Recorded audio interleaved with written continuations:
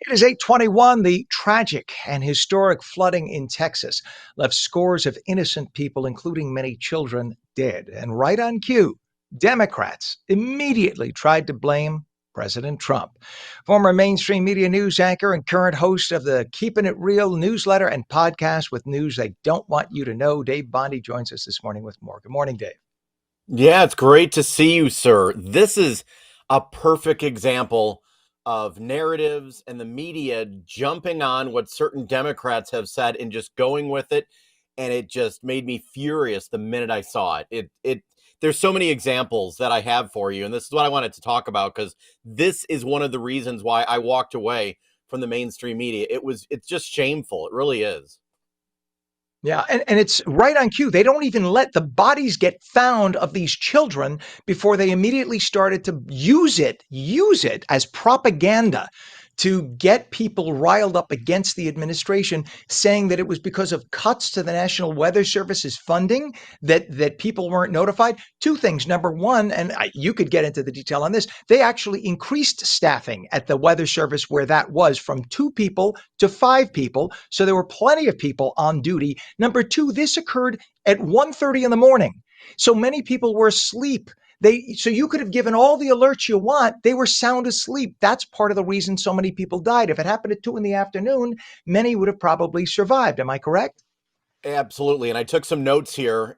Flash flood watch was issued uh, beforehand. A flash flood warning was issued several hours before the major flooding had occurred. The office was more than double staffed. They had 5 people instead of 2. Flash flood emergency was issued several hours after the warning. Yeah, they were fully staffed, prepared for the event. This type of flooding, also, we haven't heard this in the media. This type of flooding on that river has happened several times over the last 100 years. 1998, 1987, 1978, 1935.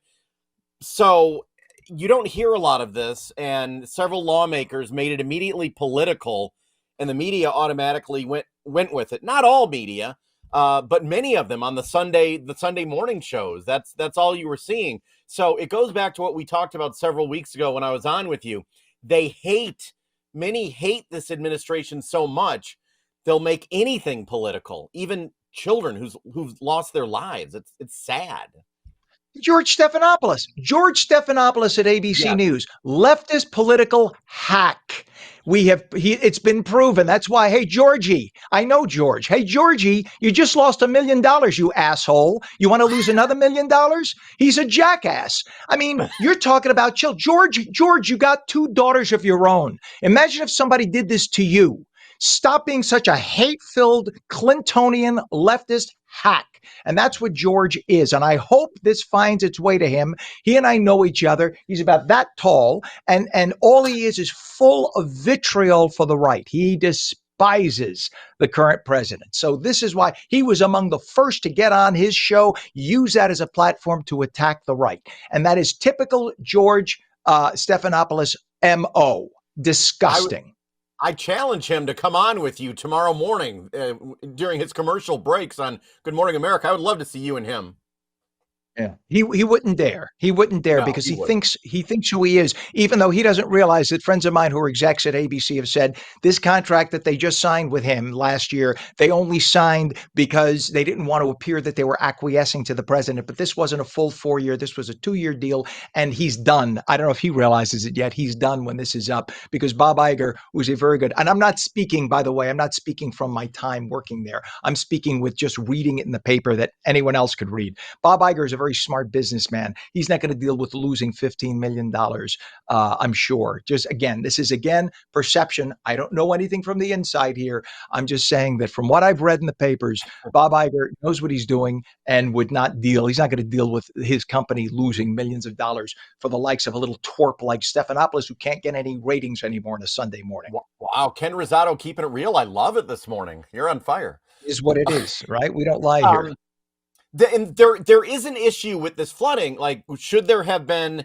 There's an issue. Should there have been sirens? Should there have been the warning systems, or what procedures were done? And that's fair to ask on a local level, a state level, but just immediately jumping on that. And I have relatives who are still tuned in to only the mainstream media, and they ask me, they're like, oh, is this true? Is the administration at fault? So there's still people out here that are buying it, that are in. It's just sad though that that puts it out there, and I hold this up as an example of the bias and that it's still out there. And the networks are continuing to do it, and if they continue to do this, they're going to continue to lose audience.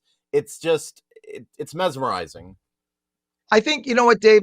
I think the damage is done with mainstream media. That's why they're all shutting down one after another. Didn't your former news operation shut down when you were at They your local station?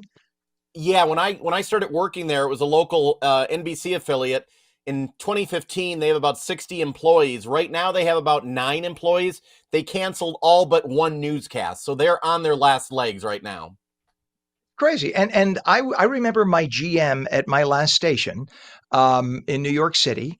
The letters are the first three of the alphabet, and I don't have to say which. I worked there for 20 years, and I remember the GM 6, 7 years ago. His name was Dave too. Very nice man. I remember him and he and I used to have a lot of deep conversations about the business. And I remember him saying there will come a point in about 10 years, and this he knew from then. In about 10 years, he said this city, instead of having 5 or 6 local newscasts, will have about 3.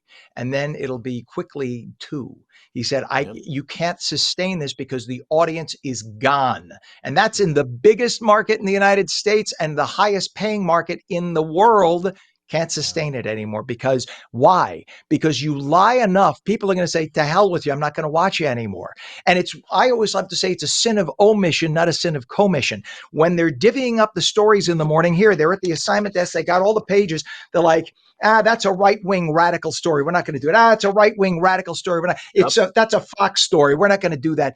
No, idiot. Half your audience wants one story, half the audience wants another. You can't do all the news from your leftist side. They look at anyone who's even centrist as a right-wing hack. And that's part of the problem. That's why they're now going out of business. Good. That's Yeah. the deal. That's why we exist.